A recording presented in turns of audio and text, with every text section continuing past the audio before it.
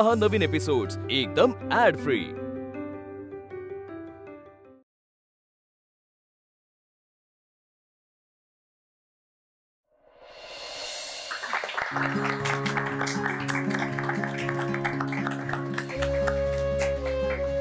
Welcome to Aadya fashion world Pallavi.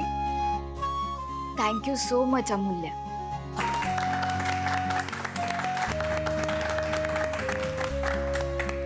पण एवढं सगळं करायची काय गरज होती? अगं असं काय करतेस? आता तू सुद्धा या कंपनीचा एक भाग आहेस। ऍक्च्युली कंपनीचा नाही, या फॅमिलीचा। थँक्यू सो मच अमूल्य।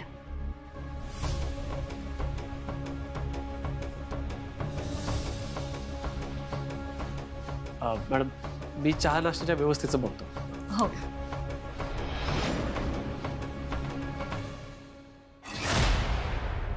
हे सगळं अमूल्याचं डोकं ना? हो म्हणजे ते सर। तिला केबिन मध्ये पाठव। ठीक आहे।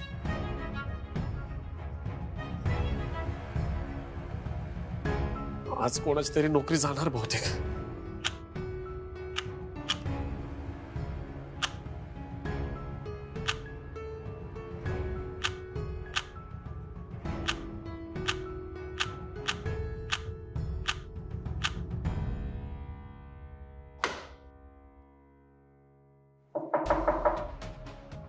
Come in. बस।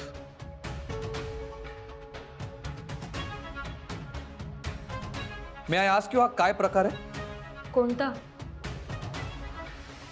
अच्छा ते रात्री आपण ते मेसेज खेळत होतो ते का? नाही, नवीन एम्प्लॉईचा जो काय स्वागत समारंभ चाललाय ना तो। अच्छा त्याचं बोलतोयस? त्याचं काय? आय मीन तुला आवडलं नाही का?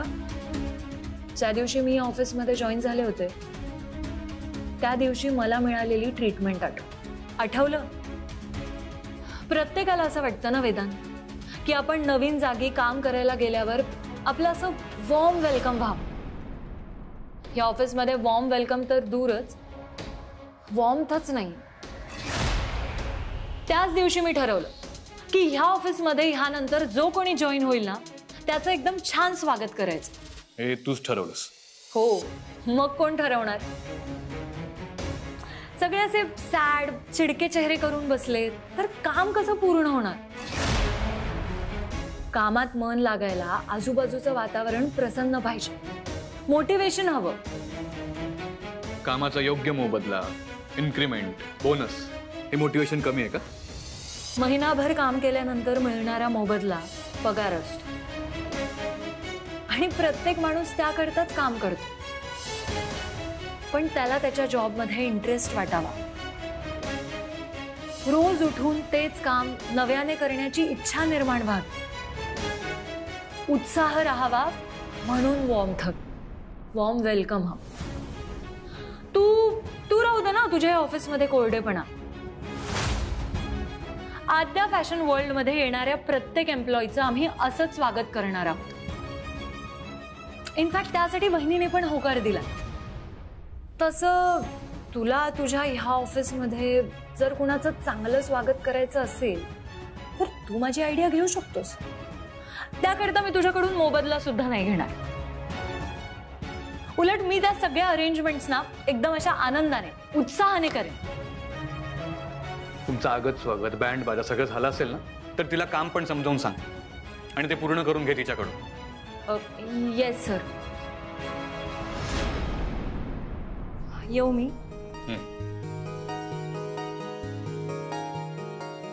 Bye the way thanks. माझ्या डोक्यात हे आलंच नाही की बँड किंवा म्युझिक सुद्धा हवं स्वागताला। नेक्स्ट टाइम ना मी नक्की ट्राय करेन। एक मिनिट,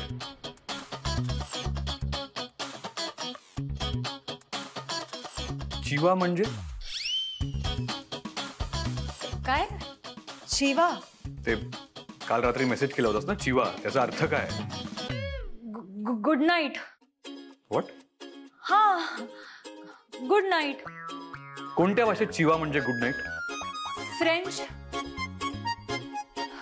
मध्ये गुड नाईटला चिवा म्हणतात. फ्रेंच मध्ये गुड नाईटला चिवा नाही, बन न्यूई असं म्हणतात. ते हिब्रू मध्ये म्हणतात. Yes right. हिब्रू मध्ये लायला तो असा शब्द आहे. ऍक्च्युली सॉरी माझं थोडंसं कन्फ्युजन झालं. ते फ्रेंच आणि हिब्रूचं ना कॉम्बिनेशन आहे, त्याच्यामध्ये गुड नाईटला चिवा म्हणतात. व्हॉट? बरं चल, मला जावं लागेल ना. आद्या बहिणीने मला स्ट्रिक्टली सांगितलं की ऑफिसमध्ये वायफळ गप्पा मारायच्या नाहीत. बाय.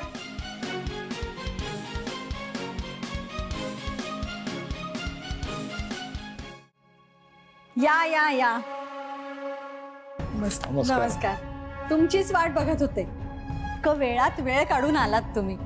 अहो आपला कॉल झाला, आणायचे वेळ होताच, म्हटलं आजच जाऊन येऊया. या बसा ना. हो.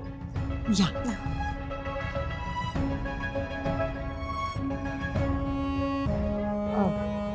घ्या ना. अहो बहिणी, काय हे सगळं आणि कशाला? आम्ही काय पाहुणे आहोत का? अहो तुम्ही घरचेच आहात, माहितीये मला. बरं आमची आद्या कशी आहे? नाही म्हणजे तुमच्या सुनबाईंनी काही घरची जबाबदारी घ्यायला सुरुवात केलीये का नुसतेच लाड करून घेतीये?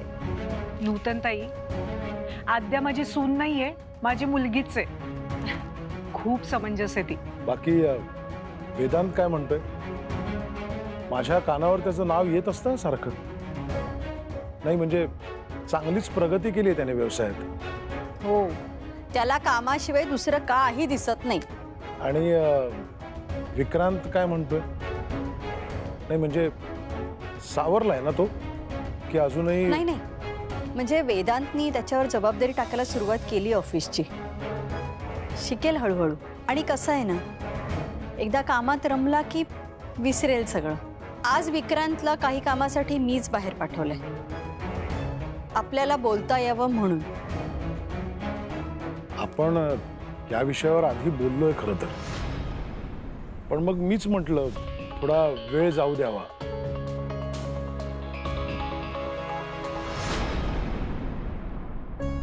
काय ग, सगळं काम काय आजच करणार आहेस? अगं नाही असं काही नाही, पण मी म्हटलं जेवढं शक्य आहे तेवढं संपवते. आता राहू दे, बाकीचं काम उद्या कर. अगं थोडंसंच राहिलंय. अगं हो, पण पुरे झालं आजसाठी एवढं काम. बाकीचं काम आता उद्या कर, काही घाई नाही. बरं ठीक आहे.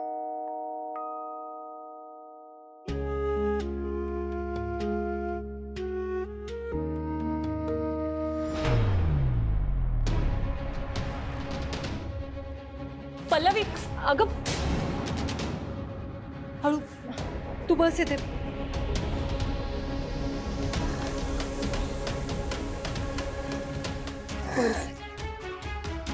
बस. काय झालं आता? अरे चक्कर आली, ते पाणी दे बरं. हो.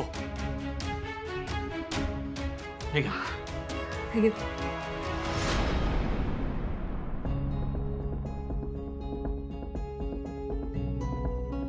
बरं वाटतंय? ऍक्च्युली ती प्रेग्नेंट आहे. पल्लवी, तू प्रेग्नन्सीची औषधं सुरू केली आहेत? नाही. तू चल, मी तुला आत्ता तुझ्या घरी सोडते. उद्या तू अण्णांच्या क्लिनिकमध्ये ये, ते तुला प्रॉपर ट्रीटमेंट देते. चल.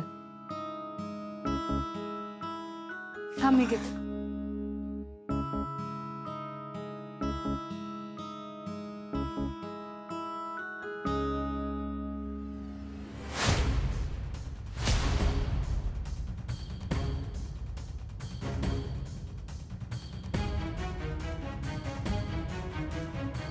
ते तुम्ही जाऊ शकता.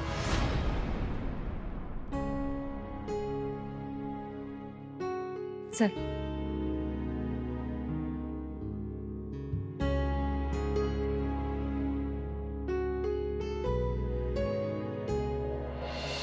तुम्हाला तर माहिती आहे वहिनी, विक्रांत आणि सारिकाचं लग्न व्हावं ही फक्त आमचीच इच्छा नाहीये, तशी श्रीधरची सुद्धा इच्छा होती. तुम्ही घरात विषय काढलात का?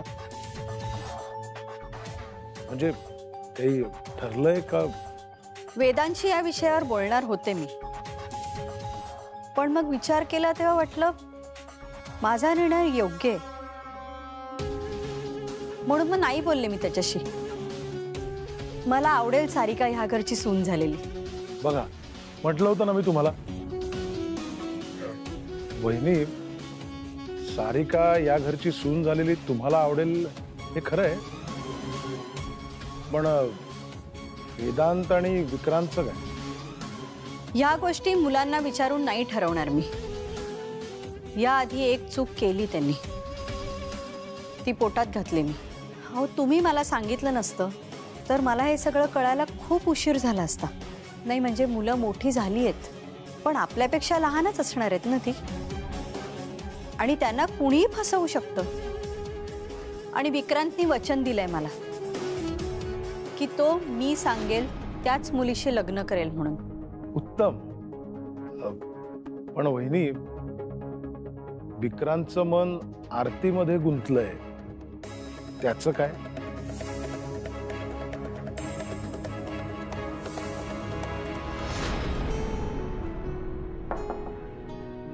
कम इन. सर, काय झालं होतं त्या पल्लवीला? त्या पल्लवी मॅडम गरोदर आहेत सर. गरोदर म्हटल्यावर हे सगळं होणारच. पण सर, अमूल्य मॅडम आहेत ना, त्यांनी खूप चांगलं सांभाळलं त्यांना. ते आता पल्लवी मॅडमला घेऊन त्यांच्या बाबांच्या क्लिनिकला जाणार आहेत. ठीक, तुझा.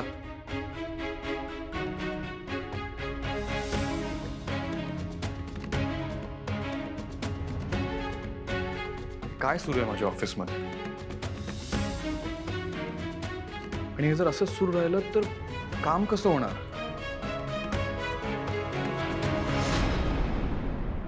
पण कोणी करो ना करो, मला काम करावंच लागणार.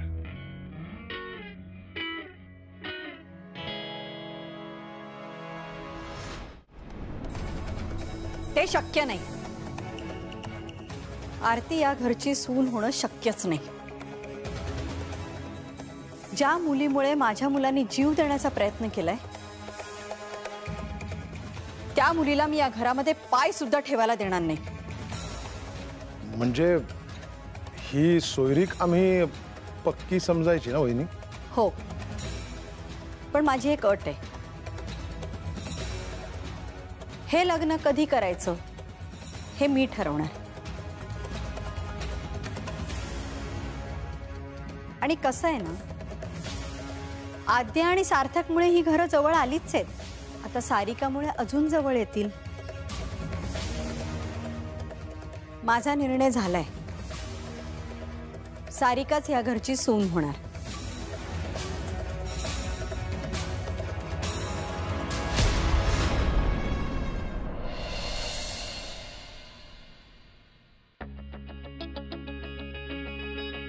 दादा, काय करतोयस? अरे, मी तुला बोललो होतो ना, एक इम्पॉर्टंट टेंडर आहे, त्याच्याच डिटेल्सवर काम करतो. परवा सबमिशन आहे. मला दे ना एक चान्स, मी करतो.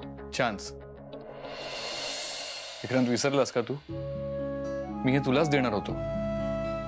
ऍक्च्युली बरं झालं तू स्वतःच आलायस ते. ठीक आहे, हे बघ, हा टेंडरचा फॉर्म बी आहे. कंडिशन्स नीट वाच आणि घेऊन जाय सगळं. कॉस्टिंग डिटेल्स तुला अकाउंट डिपार्टमेंट कडनं मिळतील. आणि अजून काही लागलं तर विजयला विचार. आणि हा, तरी काही अडचण असेल तर डिरेक्ट मला विचार. Okay okay. आणि विक्रांत, एक गोष्ट लक्षात ठेव, हे टेंडर आपल्याला परवा दुपारी 1च्या आत सबमिट करायचंय. टेक्निकली आपण क्वालिफाईड आहोतच, but this is a financial bid. Lowest bid केलं तरच हा कॉन्ट्रॅक्ट आपल्याला मिळेल. यात एकही चूक नकोय विक्रांत. नाही होणार, don't worry. Good night. Good night.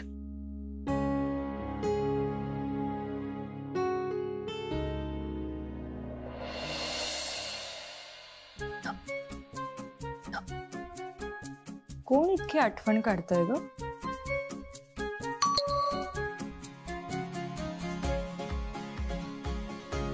अच्छा, जो आठवण काढतोय त्याला मेसेज करतेस का? नाही नाही, चालू दे चालू दे. तुला जास्त डोकं चालू नकोस हं, अमूल्य.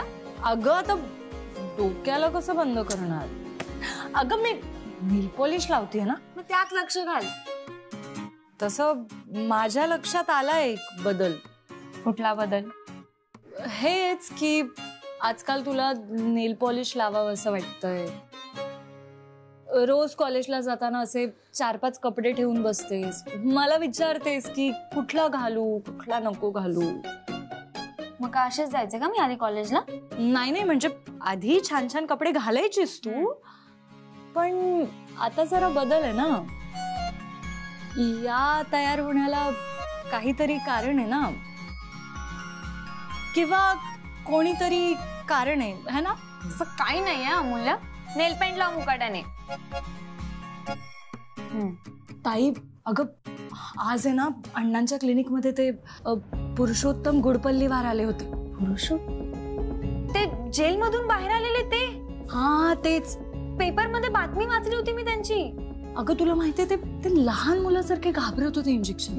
मग तू दिलंस त्यांना इंजेक्शन? लहान मुलासारखं दिलं, फक्त रडायचे बाकी होते ते. बापरे, पण अण्णांनी अशा माणसाला आतच का येऊ दिलं? काय काय खुसूरपुसूर चालली आहे माझ्याबद्दल? अण्णा ते काही नाही अण्णा, ते मी ताईला सांगत होते की आपल्या क्लिनिक मध्ये आज पुरुषोत्तम गुडपल्लीवार आले होते आणि ते नाही का ते इंजेक्शन घ्यायला घाबरत होते. तर ताई असं म्हणाली की अण्णा असे पेशंट्स घेतातच कशाला. ए आरती, आम्ही ज्यावेळेला डॉक्टर होतो ना तेव्हा एक शपथ घेतो की समोर कोण आहे याचा विचार करायचा नाही. पेशंटला बरं करणं हे आपलं महत्वाचं काम आहे, कळलं? आणि तू सुद्धा शाळेत शिकवायला जातेस तेव्हा मुलांना शिकवताना असं कधी म्हणतेस का, विचार करतेस की ए हा उन्हाळ मुलगा आहे, ह्याला मी अजिबात शिकवणार नाही, असा विचार करतेस? नाही ना? तसंच आहे. आणि दुसरी महत्वाची गोष्ट म्हणजे आम्ही दोघेही एकाच शाळेत होतो, एकाच वर्गात होतो, कळलं? अण्णा पण आजकाल असा विचार कोण करतं? अमूल्या, तू उद्याची डॉक्टर आहेस, नन तू तरी असा विचार करू नकोस. हा, असा विचार अजिबात करायचा नाही, लक्षात ठेव. बट चला चला, आई झोपली आहे आतमध्ये, तुम्ही सुद्धा आवरा पटापट तुमचं. हा, आणि झोपा तुम्ही पण. चलो, good night. Good night. Good night. Good night. ताई अगं आणखी एक गंमत घडली. काय झालं, त्या दिवशी रात्री मी वेदांतला मेसेज करत होते आणि चुकून माझ्याकडून ना चिवा असं टाईप होऊन गेलं. हा, आणि सेंड पण झालं त्याला. मग काय दुसऱ्या दिवशी ऑफिसमध्ये तो मला विचारायला लागला की काय ग चिवा म्हणजे काय. माझी फुल धांदल उडाली ग. मी त्याला म्हटलं की फ्रेंच मध्ये चिवा म्हणजे गुड नाईट. पण तो वेदांत वानखेडे, सगळ्याच भाषा येतात ना त्याला. मग मी त्याला अशी थाप मारली की ते फ्रेंच आणि हिब्रूचं कॉम्बिनेशन आहे. मात्र तसा तू अमूल्या, बॉस आहे ना तो तुझा, सांभाळून राहा जरा. एक दिवशी तो चिवा असा भडकेल ना. चल आता नाही तर परत येतील अण्णा. हा चल चल चल. येडी.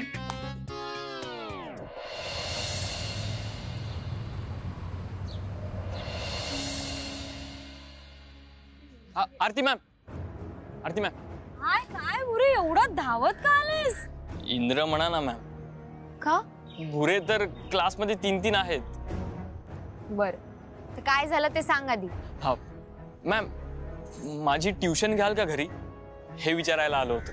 ट्युशन? हे बघ, एकतर कॉलेजच्या नियमानुसार मी शिकवणी घेऊ शकत नाही, आणि तुला जर काही प्रॉब्लेम डिफिकल्टी असेल तर तू कॉलेजमध्येच विचारत जा ना, भरपूर वेळ असतो की. मॅम मला कॉलेजमध्ये टॉप करायचं. हो? हा. मग सगळ्याच लेक्चर्स मध्ये समजून घेत जा, आणि मेन म्हणजे घरी जाऊन नियमित अभ्यास करत जा. शिकवणी वगैरेची गरज नाहीये, आणि तरी जर तुला काही डाऊट असेल ना तर मग लेक्चर नंतर मी एक्स्ट्रा क्लासेस घेत जाईन. बाकीचे मुलं येतील की नाही माहित नाही, पण मला नक्कीच आवडेल तुमच्याकडून शिकून घ्यायला. तू एकटा जरी असलास ना तरी मी क्लासेस घेईन. कधी? सांगते मी, नोटीस लावेल. मॅम एक मिनिट. हे काय, आज 2-2 चॉकलेट्स? एक तुमच्यासाठी आणि एक तुमच्या फ्रेंडसाठी.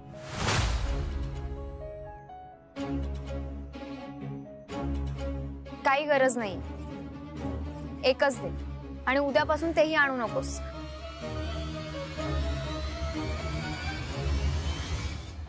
आणि हो मॅम, तुम्हीच खा. बाय.